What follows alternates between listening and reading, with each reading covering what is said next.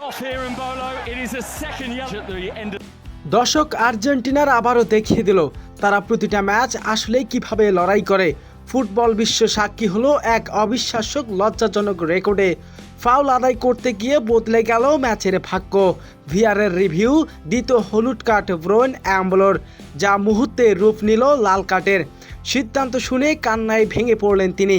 কিন্তু কি ঘটেছিল সেই নাটকীয় মুহূর্ত, আর এই লাল কার্ড নিয়ে ফুটবল তারকা নেইমার জুনিয়রই বা কী বললেন, চলুন দেখে নেওয়া যাক বিস্তারিত রিপোর্টে। কোয়ার্টার ফাইনালের ম্যাচে মুখোমুখি হয়েছে আর্জেন্টিনার ও সুইজারল্যান্ড। ম্যাচের শুরু থেকেই ছিল টানটান উত্তেজনা। মাত্র 10 মিনিটের মাথায় প্রথম গোল করে আর্জেন্টিনার। তবে সুইজারল্যান্ডও ছেড়ে দেওয়ার পাত্র ছিল না। ম্যাচের 67তম মিনিটে চোখ ধাঁধানো গোলে সমতায় ফেরায় সুইসরা। ম্যাচ তখন জমে ওঠে পুরো দমেই। কিন্তু ঠিক 4 মিনিটের পরেই ঘটে ফুটবল বিশ্বের ইতিহাসের অন্যতম আলোচিত নাটকীয় এক ঘটনা। ম্যাচের 51তম মিনিটে আর্জেন্টিনার এক খেলোয়াড় ডিফেন্ডার লিয়ান্দ্রো প্যারাদেস ফাউল করে অপরাধের প্রথম হলুদ কার্ড দেখান অনফিল্ডার আম্পায়ার। কিন্তু নাটক তখনও ছিল বাকি। সঙ্গে সঙ্গে ভিআরের রুম থেকে আসে রিভিউর নির্দেশ। রেফারি মনিটরের সামনে গিয়ে ভিডিওর ফুটেজ খুঁটিয়ে দেখে, পরে বুঝতে পারে আসল তথ্য। আসলে আর্জেন্টিনার খেলোয়াড় কোনো ধরনের ফাউলই করেনি। ফাউল আদায় করার জন্য প্রতিপক্ষ ওই সুইজার খেলোয়াড় ইচ্ছাকৃতভাবে অভিনয় করেছে। এক কথায় বলতে গেলে রেফারিকে বোকা বানানোর জন্য পুরোটাই নাটক করেছেন অ্যাম্ব্রো।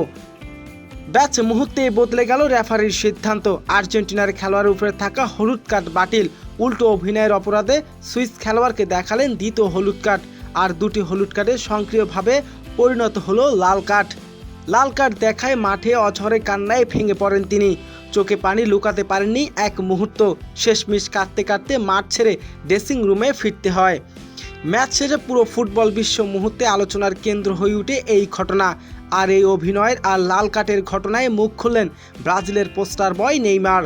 মাঠে ড্রাইভিং আর ফাউল নিয়ে টল শিকার হওয়া নেইমার এই সিদ্ধান্তের পক্ষেই কথা বললেন। তার মতে রেফারির সঠিক সিদ্ধান্তই নিয়েছে। ফুটবল মানে ড্রাইভিং বা অভিনয় যে কোনো আশ্রয় দেওয়া হবে না। ভিআরের সিদ্ধান্ত সেটাই প্রমাণিত হলো।